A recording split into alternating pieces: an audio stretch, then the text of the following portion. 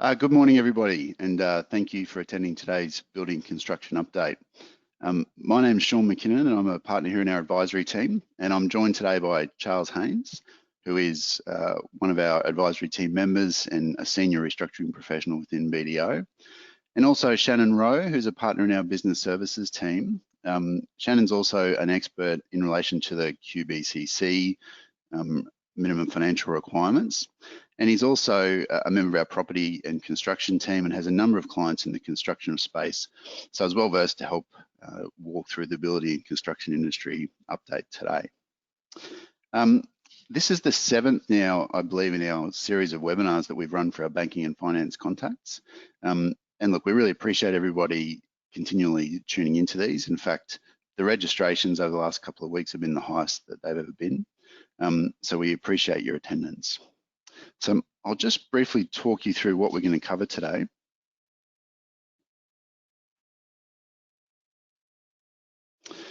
So the structure of today's presentation is Charles is initially going to give you a bit of an overview of the construction industry. We're going to look at some of the factors that were in play leading up to COVID-19 and then how COVID-19 has impacted construction. Shannon's then going to take you through a bit of an update on the QBCC position, and that's quite important because the QBCC has been active in relation to managing minimum financial requirements and compliance for builders to try and prevent insolvencies. But given the COVID-19 position, there could be some impacts around how the QBC's actions impact builders. Shannon's then going to cover a little bit about the government policy response post-COVID-19 and what we think that'll do. And then Shannon and I are going to walk you through a few practical case studies around what we're seeing with our own clients. So these are case studies around 4 particular clients, and we're going to go through what they were telling us before COVID, what we've seen during COVID, and what they see about the future as we now start to come out of the COVID period. And then we're going to go back to Charles, who's going to give a little bit of an overview of, we've said they're the current market environment, but in reality, where we're going to look at is some COVID insolvencies in the construction and property space. And Charles is going to delve into those a little bit for you, just to give you a flavour of what might be happening there. And then we'll finish with a bit of a wrap up. So we'll try and focus today on being practical. We're going to try and give you some insights around things that might be relevant to yourselves and your clients, and hopefully you'll find that quite useful. So without any further delay, I will now hand over to Charles, who will take us through the construction industry slides. Thank you, Shaun. As Shaun mentioned, we're going to kick off the presentation by stepping back in time and having a look at the construction industry before COVID came into play. And I guess the commentary in relation to the industry before COVID was, it was an industry in change before COVID happened. First off, we're going to have a look at the dwelling units approved in Queensland over the last few years. And over that time period, there's been a change in relation to the number of approvals that have happened. And that change has really been a steady decline in those numbers. Going back a couple of years when we were talking developers, we also note that there's also been a change in the product that the market's been offering. Previously, there was a lot of one-bedroom apartments in Brisbane that were going up, and then there was a pivot in the industry moving to more 2-bedders and 3-bedders in the market to fit the changing needs of the market. For the inner city Brisbane market, this graph really confirms the overall approval levels in relation to the amount of new stock coming on the market. Back in 2017, it was up at around 8,000. 2019, that's halved, and 2020, it's halved again. Now the figures are for 2021 that there'll be some level of steadiness in the market. It's not going to shift too much. However, it'll be interesting to see as we go through COVID in relation to how many of those DAs move forward into the construction phase and complete with the market still being relatively unknown. Moving across into commercial space, this was a forecast that was done by the Masters Builders Association back in 2019, and similar to the residential market, they were predicting some changes coming through. In particular, 2021, they were really forecasting a dip in the market, and that forecast was dipped to go through to all the way through to 2023. So that's certainly an expectation that they were having in the commercial market, that there was going to be a dip before COVID. Interestingly, they identified that the 5 pillars for the commercial building was going to be office space, education, retail, accommodation, entertainment. Now, looking at these respective industries individually, each of these industries will have their own COVID challenges, and their demand for the underlying commercial forecast certainly remains unknown. But looking at the drivers for the commercial activity forecast, those commercial forecasts may need to be revisited. Again, looking at Construction Skills Queensland, what they were doing on the commercial front, they were also forecasting the same in relation to the commercial having a dip. However, interestingly, they were forecasting a pivot away from those commercial works into the engineering subsector of commercial. And particularly, they noted that they were expecting an increase in government expenditure to drive some growth in the commercial sector. We'll get onto the JOBMAKER government assistance package later. However, interesting enough, that government assistance again could further drive this engineering spike that was already being predicted by CSQ back in 2019. What we are seeing from conversations with builders at the moment during the process in relation to the impact on COVID-19 is that works underway have been relatively unaffected in relation to what's going on at the moment. Some common commentary is in relation to there has been some disruptions in relation to international supply chain. Talking to a local developer, they mentioned that they've got some kitchens on the way from Italy. They're still waiting for those kitchens to turn up at the moment, so that is causing them some issues in relation to meeting their schedules. Domestic logistics delays coming from interstate, any supplies, there has been some delays in relation to those type of transporting. Interestingly enough, COVID plans in relation to people in spaces. Stories again we're hearing from builders are that traditionally they'll have up to 6 people in a space. Due to COVID-19, those spaces have been changed to 2 people max. Do question if that's being applied on all sites. Looking at some local building sites, there do seem to be a lot of people in that 1.5 metres, but certainly those with formal COVID-19 plans, they are noting that those restrictions are certainly delaying works that are underway. And we're also hearing a lot of uncertainty in the conversations between subcontractors and contractors in relation to what these delays actually all mean for the underlying contractual obligations, and how flexible head contractors are being in relation to giving some grace in relation to these delays, which are certainly out of the contractors' hands. Interestingly, looking historically on where Queensland's population migration comes from. Now, this graph will affect all industries across Queensland, but particularly in relation to construction. Traditionally, well, certainly in 1819, Brisbane, which is fairly representative of Queensland as a whole, essentially 1/3 of our population growth came from internal growth, 1/3 was from domestic, and 1/3 was from international migration. With the closure of borders domestically and internationally, it'll be interesting to see what happens with that population growth and what impact that will have on supply and demand. As we touched on a couple of slides ago, it is forecast that demand may slow down for new product. It'll be interesting to see what the overlay here is in relation if population growth slows down due to the border closures and that overlay of reduced new supply into the market, what that will actually be. And of course, this is just looking at net migration. I know from talking to people around our office and around town in relation to what they're seeing, particularly in the rental market, there are other trends within the market. Things like international students not being around, that's obviously creating some vacancies in the student accommodation, but also we've seen a move from young adults where they may have been children who've moved out of home a few years ago, that they've actually in the process of moving back in with parents due to COVID-19.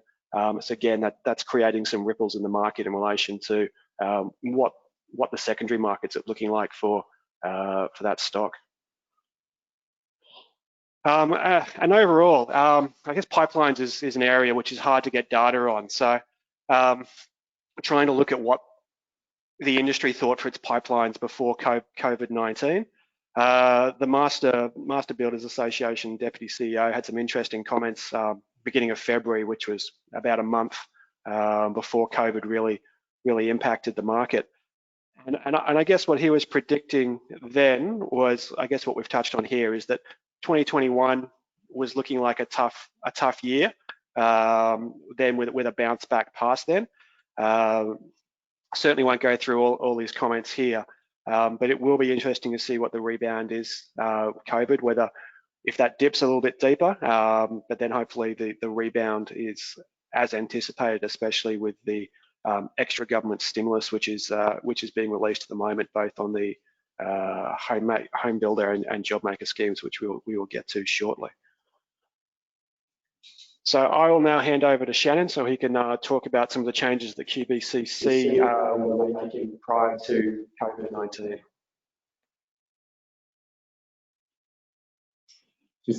Thanks for that, Charles. So obviously you can't talk about property and construction in Queensland without talking about everyone's favourite regulator, the QBCC. Look, as a general comment, the QBCC is in a little bit of a rock and a hard place. They are given regulations to enforce. Those regulations are built for normal commercial conditions. They're copping a lot of grief from the industry, master builders, and all the industry groups, the unions are going at them. What are you going to do?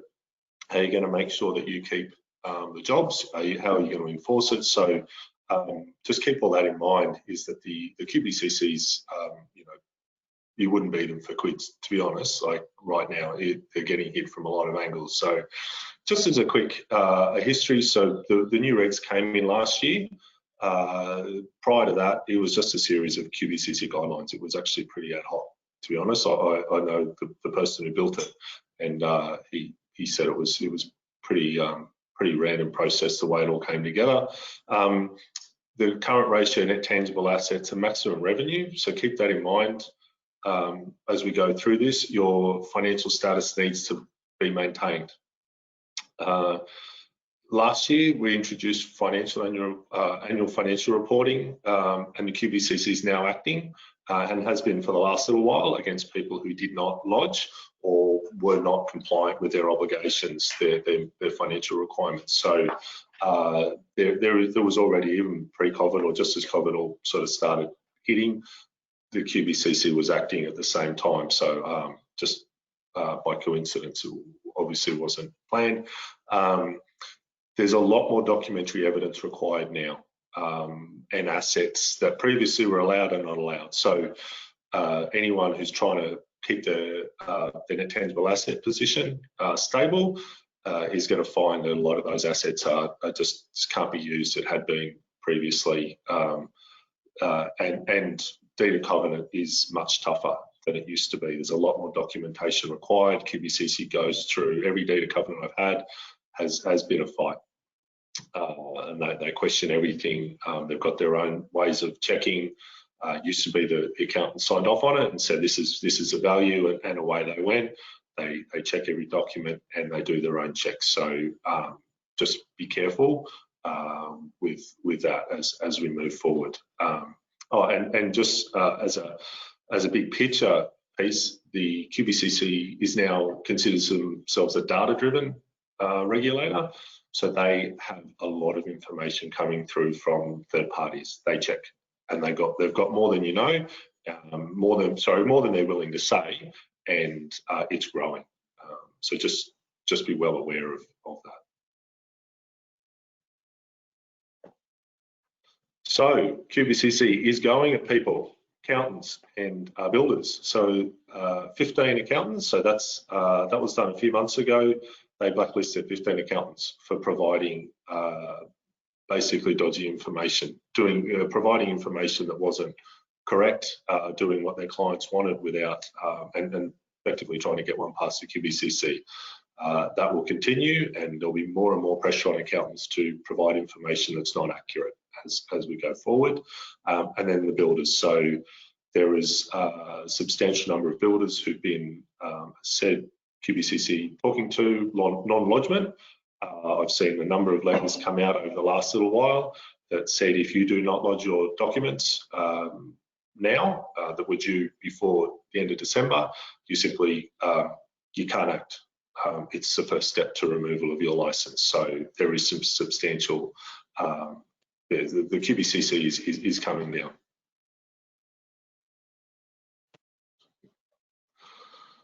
So what does that leave us for now? As I said, the regs are really built for normal business conditions. So what do QBCC doing? Well, as of yesterday, I have confirmation and tested every nook and cranny and every contact I know. They have not made any announcements as to how they will act outside of business as usual. So it's a bit concerning. The reality is that they will have to have some sort of leniency. They've already, the categories 1 to 3, so 30 mil and under, have always been a bit softly with the new regs. Over 30 mil, they treated you, took a pretty hard line. It'll be interesting to see what they do with marginal. So the regulations can't change, but enforcement can. So what are they going to do, and how are they going to deal with those sort of businesses that are financially viable but just going through a tough situation, tough time, compared to businesses that are just unviable, and that they're going to have to start making some really tough calls on how they do that. Now, the issue is that they are there to protect subbies, so to protect the clients, the customers, that they need to make sure that they're not allowing builders to half build and then have to walk off site, and they knew that they were insolvent when they took on those works. So that's where their rock and hard place comes up. So I'll talk a little bit more on the next slide, but understanding your MFR requirements is more important than ever, because this is it. How the QBCC comes in, and your story that you can tell the QBCC could be the big difference for a licensee.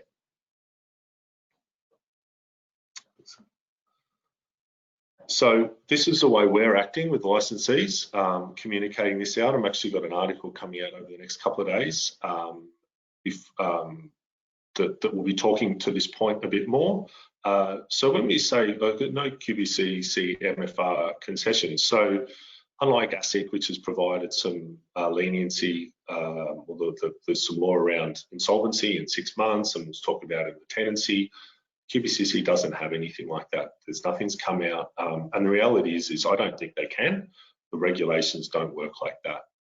If you are insolvent and you continue to trade, the subbies won't get paid. The way that the regulations are structured, I just don't know that that's something you can do with them.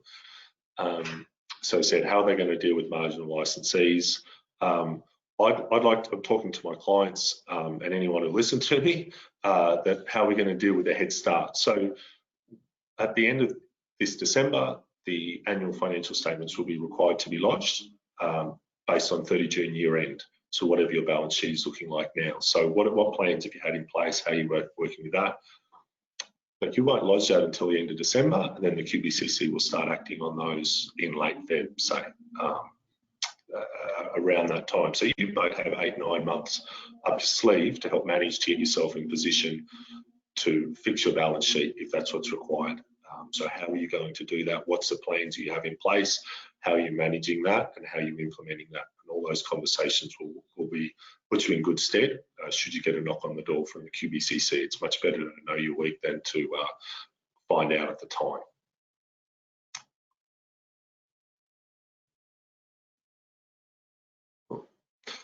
Just quickly on one final thing on the QBCC. Helix Legal is doing a presentation with Kate Raymond in just over an hour. Actually, the timing is sort of good and bad. She's going to be providing some information on that. So if anyone wants to know about that, there'll be direct communication from the QBCC coming out at that time. Government policy post-COVID. So clearly there's been a number of plans put in place, government policy put in place required to help stimulate the economy, to help out affected businesses. So we'll go through a few of those now. It's been alluded to, the Code of Commercial Tenancies, Code of Conduct Commercial Tenancies. So this came out in that there was just clearly an issue with businesses not being able to pay their rent, landlords not really knowing what to do, not necessarily having someone to fill the gap. So they brought out this, the government brought out a code of conduct that enabled both tenants and landlords to look each other in the eye and understand what they were dealing with. So the big issue here is on the tenants, whether they have an affected lease, and the onus of proof is on the tenant to prove they have an affected lease. And once they can do that and supply the information to the landlord, then the landlord is required to act under that code. So remember, it's only smaller businesses, 50 million and under, and they have to be eligible for JobKeeper. They don't have to be under JobKeeper, but they do have to be eligible for it. And once you can prove those 2 points, then you're sort of through. And then the landlord is required to act appropriately with those tenants and to ensure that they help them through. So there's obviously, so it's a time frame, and end of September is where all this sort of falls over again, where they can't kick them out for non-payment. They have to waive, you know, they've got waivers. They can't, they have to waive at least 50% of the reduction, but then some of the 50% they can claw back afterwards. So remember, this sort of sets a floor. It doesn't set a ceiling. If a landlord is happy to give more concessionary conditions and they're able to do that, and anyone who doesn't fall within this, who doesn't have an affected lease simply because they might turn over more than the 50 million or they aren't eligible for JobKeeper, that doesn't mean that they can't negotiate with their landlord, and the landlords can't negotiate back. And we are seeing a fair bit of that. As we've mentioned earlier, it's not much good kicking a tenant out for non-payment where you've got no one to fill the gap. So there's standard commercial considerations. And so what are we seeing? So we're seeing a lot of landlords talking to us. We're also seeing, a lot of tenants coming to see us. We're seeing landlords coming to see us and trying to work out how to get into this, pull the information together. You actually have to provide, the tenant actually has to provide information to the landlord to prove their case. The landlord is not required to simply accept that case. So if you want to be an affected lease, you have to prove, the onus of proof is on the tenant, and then the landlord is required, once that's proven, to work within the rules and to prove, and both parties are required to act in good faith around that. So we're also looking at the landlords. How are they affected? How do they continue to operate? And we're doing cash flow planning for tenants and landlords to prove the case, to go to banks for the landlords to prove that this is their situation, they're okay. So yeah, there's been quite a bit of work through this. It's to be honest, it's not a lot of fun, this particular bit. There's some pretty distressed businesses, tenants and landlords, who are making sure they're in tough situations, but trying to make sure they meet with their law as well.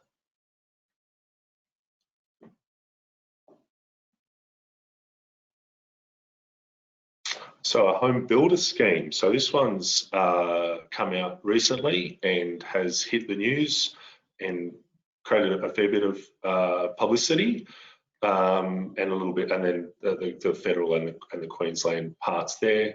So a home builder scheme was to introduce, to bring forward building and renovations now, to bring them forward this year, to stimulate that, to get people out and about. And we'll have a little bit more commentary on how that's going soon. But so it has to be contracts signed from 4 June, so it can't be existing contracts. I'm actually hearing about people who are cancelling their contracts and re-entering contracts to get that in and re-upping. So that's some good signs. New builds can't exceed 750 grand. Land, that's home and land, the principal place of residence for the renos. has to be between 150 and 750, but the value of the property at the time of construction, so pre the renovation, can't be more than 1.5. One of the things I haven't listed there is the income restriction, so 125 for the singles and 250 for the 200, sorry, for the couples. So this is a targeted, this is not for top end of town, not big developments. This is for very, very targeted home builders. And what we're finding is that the first homeowners are some of the big take-ups. As you can see, there's 15 grand in Queensland for the first home builders there. So there's good incentive if you're in the right market, the right buyer and the right builder. We're seeing some good impact on that. JOBMAKER, this is a little bit broader and still got a lot of work, still got a lot of information to come out. This is really about the government then stepping through and saying, we're going to spend some money on infrastructure. They're talking about well over $1 billion on industrial relations training as well with the TAFEs. Now, that's only going to work when the people have actually got a job at the end of it. So they're working really hard to make sure that there are jobs. My contacts in this space, who aren't big businesses, but the smaller businesses, they're actually really excited about this because they think there's going to be a lot of smaller projects come out well before any of the big ones land. So they're pretty confident that this will get them some work early rather than late.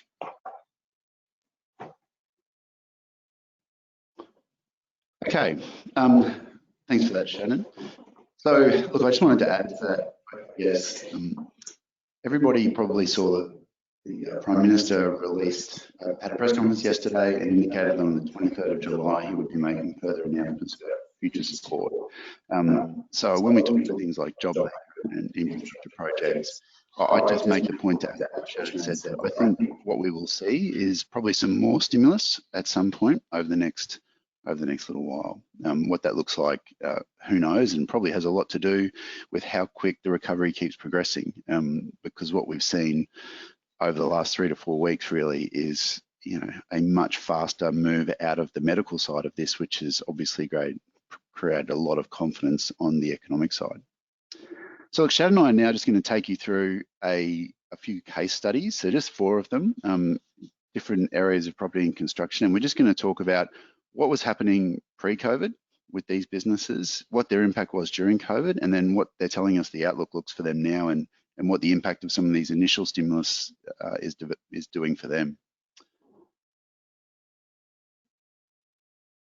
So our first case study here is a residential developer builder. This is a good sized business, good medium sized developer builder. He focuses on the investor market. He does have some sales through the home builder, home to live, but primarily his stock is for the investor market. He's got a whole structure around him that people then go and rent. So he's got a rent book. There's a lot built around that investor market, and the product is an investor grade product rather than a homeowner product primarily. So he's historically done really well, 30 sales a month, very profitable, very successful, holistic developer builder for many years, second generation. The next one I'm just going to talk to briefly, it should actually say retail landlord. This is a landlord that owns a series of regional shopping centres. They've got circa 300 tenancies across multiple centres. Each of those centres has your typical anchor tenant like a Coles or a Woolies. The tenants that sit outside of that anchor are predominantly SME retail and services businesses. Now they were reporting coming into COVID that look, there was some retail stress, but it wasn't widespread, and it was generally a situation where those tenancies were trading pretty well. Those centres en masse were trading pretty well. Apartment builder. So this is a pretty good sized player here. They're doing multi-stage tower unit development construction, and the first tower is complete and mostly sold, and they're partway through the most of the way through the second tower. So these guys are a good sized business with longer term construction projects. And the final one is a residential developer, primarily selling land. They've got a number of greater Brisbane suburban land developments which they're currently marketing or in the process of working through in terms of construction and bringing to market. They sell their developed land themselves, but they also enter into house and land package arrangements with specific builders, but both this developer and the builders have their own sales channels. So they're not selling them through the developer necessarily. Their target market is typically your owner-occupier and quite often your first home buyer. So they're looking at sales levels starting at around about 350, 400 for a house and land up to sort of about 800 for the same product, with the land itself being everywhere from around about sort of 180, 200 right up to around about 350, 400. Now they were reporting coming into COVID that sales levels were steady without being what you'd call exciting. So I might just jump onto the next bit about it. We'll now just talk you through briefly exactly what the impact was for each of these different parties on once we came into COVID-19.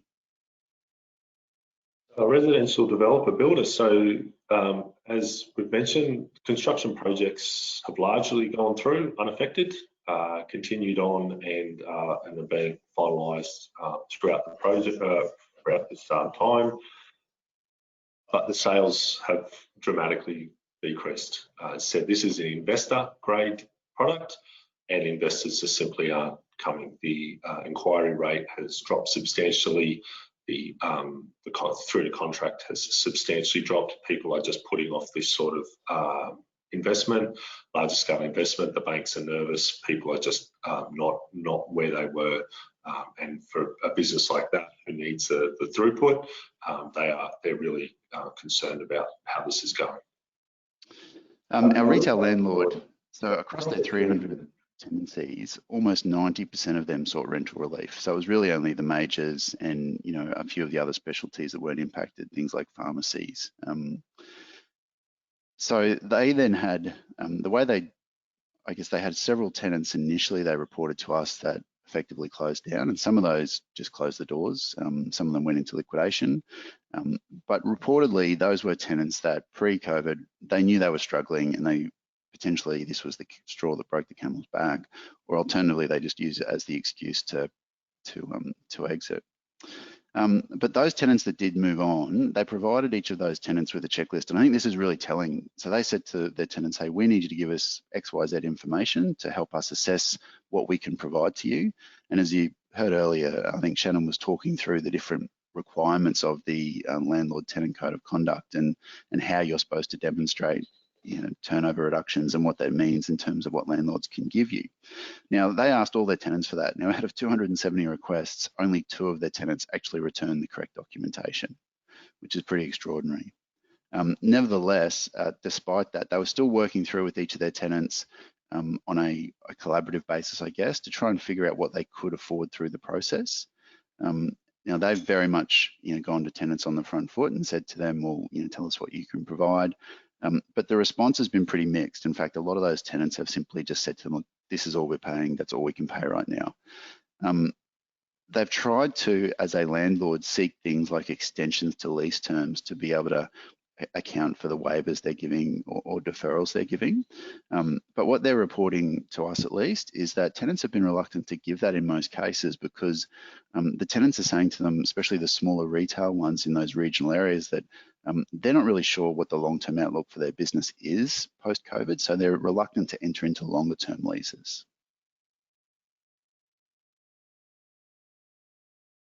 So they're continuing to work through.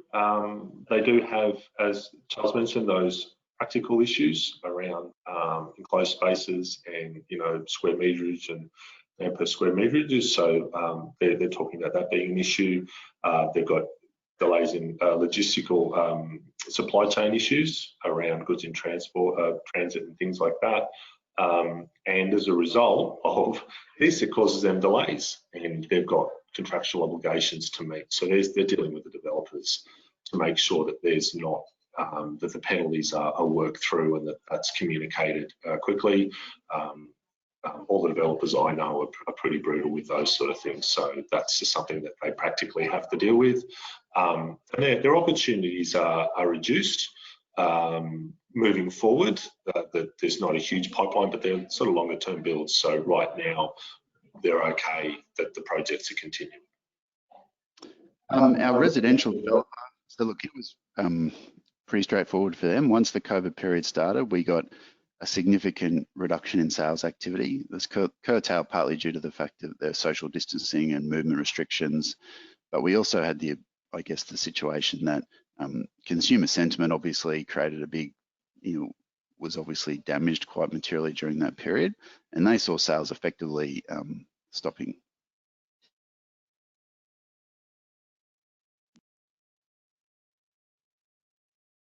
Where are we now? Where are we going?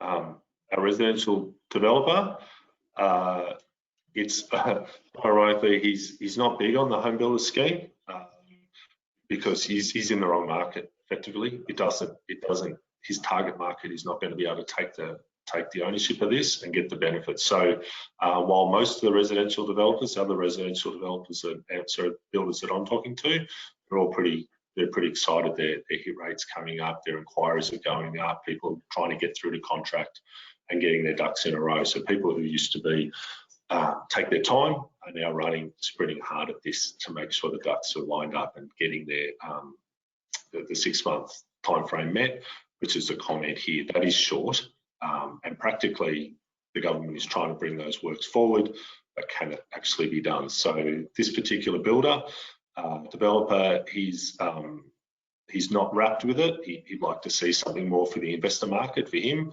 So he's now making decisions as to how he works in that, whether he pushes back out into the actual homeowner market, or he goes back into the investor and potentially with other builders being taken up with the homeowners, that there might be some more in the investor space. But he's struggling at the moment and trying to work out how to pivot into the market that's in demand.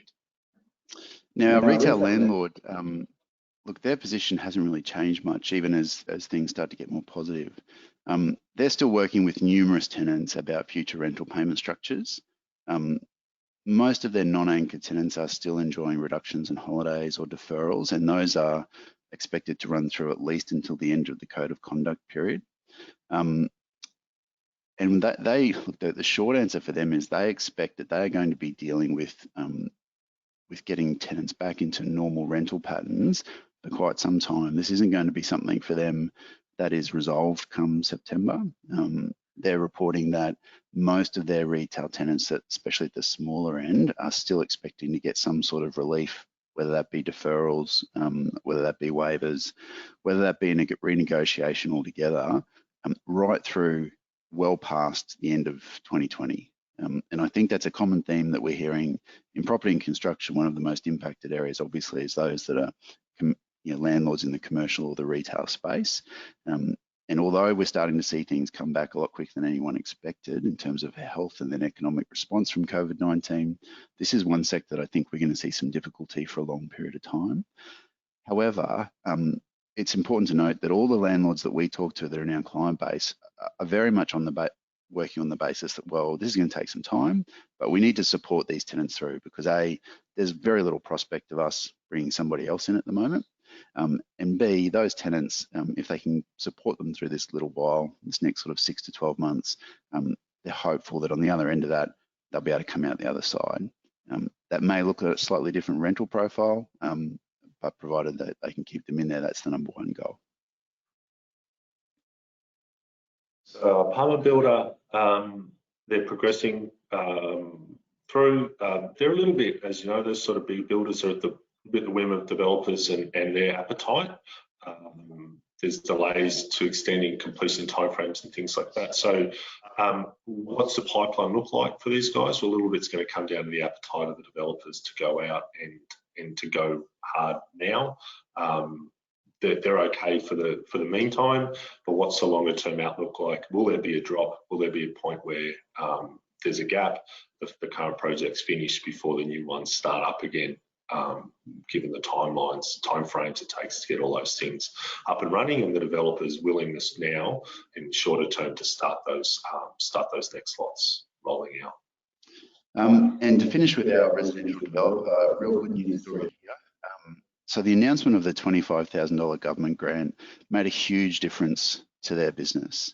And because of the price point that that particular developer is acting in, when you add that $25,000 grant here in Queensland to the $15,000 homeowners grant, and then you've got the potential $5,000 additional grant, which has come out post COVID-19. That's 40 to 45 grand, which can make up, for some of the lower end owner-occupier, first homeowner market, that can make up almost the entire deposit. So they saw an immediate uplift in sales. And what they're telling me is that they sold 4 months worth of stock in 2 weeks. In fact, they actually sold out of a number of stages of developments, and they're now in a situation where they are working as hard as they can to bring other stages online sooner than what they originally anticipated to be online. And the reason being is that $25,000 grant, you have to have signed your contract by 31 December. So for those developers, they've got to get those stages completed and get those lots titled so they can enter into contracts with them. So look, they're a really positive outlook for them. There is a prospect when talking to them that there's a little bit of a dead cat bounce in that they've brought forward some of that latent demand from COVID-19, but there's also a very genuine feeling from that developer that the impact of this $25,000 grant through to the end of the year is going to bring forward a lot of demand, and it's going to accelerate sales for them in that period, which is obviously really positive. Now, that brings to the end our case studies. We're just going to now hand over to Charles, who's going to talk us through, there's been a few construction-related insolvencies during the COVID period, so we thought we'd just have a quick look at those, see if we can tell you a little bit more about those for some context. Thank you, Shaun. Reaching back to very week 1 of our presentation, we touched on the protections that were brought into place in relation to insolvent trading, but also in relation to creditors' abilities to undertake enforcement action. Irrespective of that, we have started to see some failures in the construction industry, with some of the names on the slide here. Interestingly, LJ Hooker is a late addition to the presentation. It's not actually one we'll touch on. It's only just very recently been in the news, and we're still trying to find information on that. Interestingly enough, through the press announcements that we've seen, the administration, LJ Hooker, doesn't impact any of the individual franchises, but appears to be elsewhere in the up the tree in the shareholding group. So it'll be interesting to see what that means for the LJ Hooker franchise as it plays out and more information becomes known, and what that means for the individual franchises and really just the sales industry in general. So we're going to touch on a few of these administrations. Now, none of these are administrations that we're directly involved with, so this information has come from a review of ASIC documentation and just conversations around town. So we'll go through one individually. We're starting with the IGD group, which had the administrators appointed back in the beginning of May. The administrations were appointed by the director, and the companies based on the Sunshine Coast and did construction development. It's a long-standing company. It's been in operation for 35 years. So looking through again, what happened? It went through the voluntary administration process, and ultimately creditors resolved to place the company into liquidation. So while voluntary administration can be a very useful tool for a restructuring process, the outcome here is actually that the company ended up going into liquidation. And I guess from our experience in dealing with building construction companies, that is not an unusual outcome. Doing a deed of company arrangement and construction is usually quite difficult, and it's often tied back to QBCC issues and licensing requirements in relation to it. Can be very difficult to do a formal restructure of a construction company. So the IGD group being placed in liquidation fits that. Bulk build. Again, appointment mid-May. Again, appointment was by the directors. Now, at the first meeting of creditors, creditors actually replaced the existing administrator. They weren't comfortable with the relationship, I understand, between the director and the appointee. Now, that's another thing about the construction building cases. It's very active in relation to creditor involvement, with subcontractors are very well organised, and there's high level of creditor involvement in the process generally. Again, second meeting of creditors was held, and again, ultimately that company was placed into liquidation. Sorry. Sharp Plywood, not directly construction, but as the name insinuates, supplies products into the construction industry. Interestingly enough, the administrators were appointed by the secured creditor. A few weeks ago, Helen Newman and I, in our earlier presentation, we discussed that the appointment of an administrator by a secured creditor may become more prevalent in the current environment, to use the administration tool as a restructure option. It's exactly what's happened in the case of Sharp Plywood. Again, this is a long-standing company. It's been in place for 75 years, supplying building materials. The information that's come out from the director was that they couldn't compete with cheaper Chinese imports.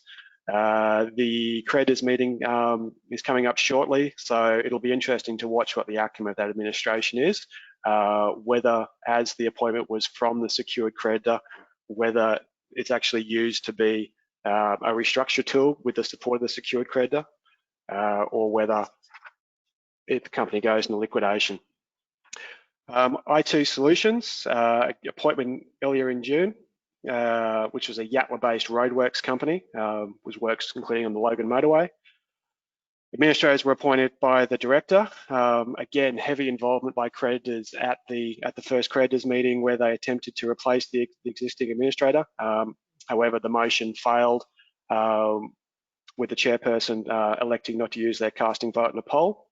The outcome of the administration remains unknown until the second creditors meeting. As touched on, with the protections in place from ASIC, ASIC have actually just released their latest insolvency statistics. Now, traditionally, looking at the construction industry going back to 2014, there really has been a baseline of insolvencies in the construction industry, which generally operates, is the normal operations for the industry. And you can see, looking at Queensland in particular, down the bottom there in red, that's, while there has been some spikes and some dips, there is a really relative baseline that happens every quarter in the construction industry in Queensland. Now, you'll see from the last three columns, noting that last column is only 1 month compared to being quarterly for the others, that there really has been a decline in the overall number of external administrations in the construction industry. And that last one is just for the month of April, where there has been practically none. Now, what will be interesting once the protections come off in relation to creditors being able to enforce will be whether the reduced number of appointments due to the protections, what the outcome is there for appointments after the creditor protection. Talking to solicitors around town, there really does seem to be a split from clients in relation to what their actions could be. Some solicitors, in talking to their clients, are saying that their intention is to work with builders and try and work our way together. Others are saying that their clients will intend to go in as soon as they can and issue demands and be quite proactive in that space. So, seeing how the market reacts will be quite interesting in relation to what actions are taken by creditors once those protections come out, and those actions can be moved forward through the standard procedures. So we'll now touch on issues to consider going forward. All right, thanks, Charles. So look, I'm just conscious of time, so we'll move through these reasonably quickly. I just wanted to add one thing there to what Charles was saying, which post the GFC, I acted as an administrator, receiver of a number of building companies, building projects, developments, and certainly what we learned out of that period is that it's pretty tough to work out building projects and that type of that type of business through a receivership or an administration.